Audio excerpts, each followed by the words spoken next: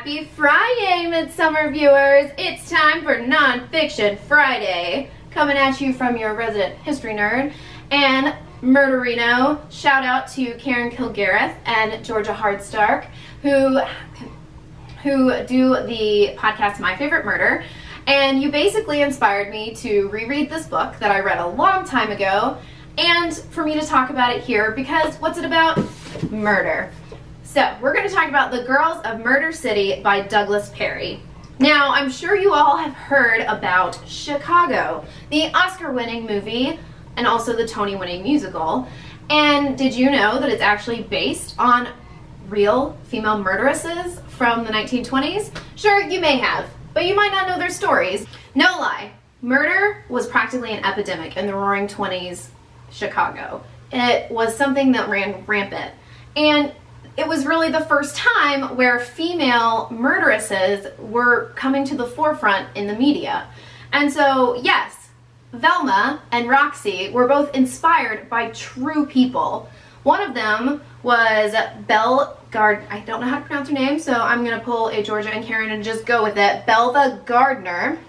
She shot and killed her lover in her car while she was drunk. And then, much like Velma, the character that she inspired, she claims that she doesn't remember and that she blacked out during this. But this is after she had already confessed to the murder once.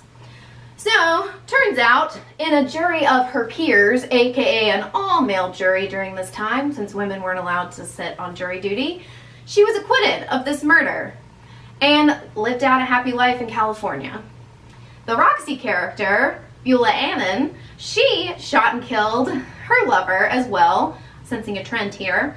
And yes, she also admitted to it, but then, much like in the musical, she pulled the famous "We Both Reached for the Gun," which inspired one of my favorite songs from the musical. And she was also acquitted, but you know what? She died of tuberculosis 4 years after she was acquitted. Just desserts. Anyway, one of the killers that really isn't explored in the musical or in the original play is Kitty Mom. And it's a really upsetting story that I hadn't heard until I read this book.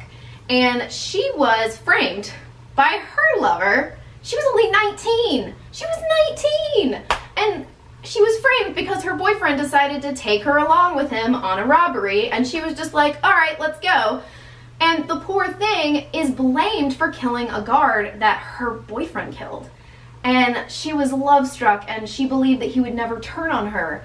Well, don't fall in love with dudes who commit armed robbery and shoot people. Because he set her up, and she became the first woman in Chicago to be sentenced to life in prison. The other sad story that comes out of this, and another innocent that was basically killed for no reason, and this, much like the two men who were the lovers of Belva and Beulah, they were innocent men who were just hanging out with their girlfriends and got killed. This woman is the Hungarian woman in the musical, and her name was Sybil Nitti. Now, she was an Italian immigrant who could barely speak any English. She had a bunch of kids, and her husband went missing. The thing is there was never really a body found. There was no evidence, anything. And she was just accused of this because of how many because of how many female murderesses there were during this time. And she ended up being the first woman in Illinois to be hanged. She was sentenced to death for this case where there was no evidence against her. So, sure, she could have done it, but there was no evidence to prove her actually guilty. But she was convicted by a jury of her peers, all men. The interesting thing to note, and it's much like in the musical, the two beautiful women, Beulah and Belva, were acquitted of their murders. Whereas Kitty and Sabella, who were both considered more homely and comely, were convicted of theirs. Coincidence? So, pretty much, this book goes into the huge influence that obviously the media had during this time on these cases. And it was written originally, all of these cases were covered by a female journalist in the 1920s, which is kind of badass. So So you have to give her huge props because she's the one who actually wrote the original play about these murders as well. And that became the musical. So it's a must read for any history buff, and definitely a must read for a Murderino. So I'm actually going to be giving away a paperback copy, brand new, to a viewer. So if you guys would like, share, subscribe, and comment, you can get up to 4 entries to win a paperback copy of this. And the contest is going to end on June 30th, and I will contact the winner via email. So be sure to enter, like, subscribe, share, and comment. Thank you. Bye, Murderinos.